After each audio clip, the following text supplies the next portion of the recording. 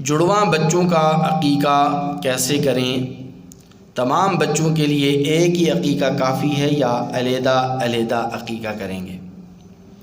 گزشتہ درس قرآن میں تفصیل کے ساتھ آپ کے سامنے عقیقے کے مسائل بیان کیے گئے تھے، تو کمنٹ سیکشن میں ایک بندے نے یہ پوچھا ہے کہ ایک بندے کے اگر جڑواں بچے پیدا ہو جائیں، ایک سے زیادہ بچے پیدا ہو جائیں، تو اس کا بھی عقیقہ کیسے کیا جائے گا؟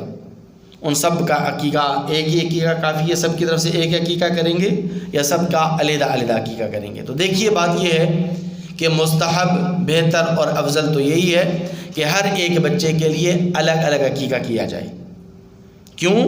اس لیے کہ عقیقے کی جو فضیلت آئی ہے اور عقیقے کے جو مقاصد ہیں، تو ان مقاصد میں سے اور حکمت عملیوں میں سے ایک حکمت یہ ہے، ایک فائدہ یہ بھی ہوتا ہے کہ جس بچے کا عقیقہ کیا جاتا ہے تو اللہ تبارک و تعالی اس پر آنے والی تمام مصائب و آلام اور آفات و بلیات اللہ تعالیٰ دور فرما دیتے ہیں۔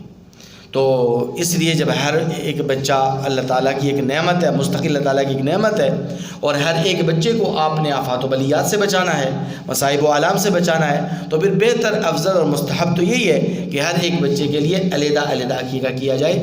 2 بچے پیدا ہوں، جڑواں 3 ہوں، 4 ہوں، جتنے بھی ہوں، تو سب کے لیے علیحدہ علیحدہ عقیقہ ہو۔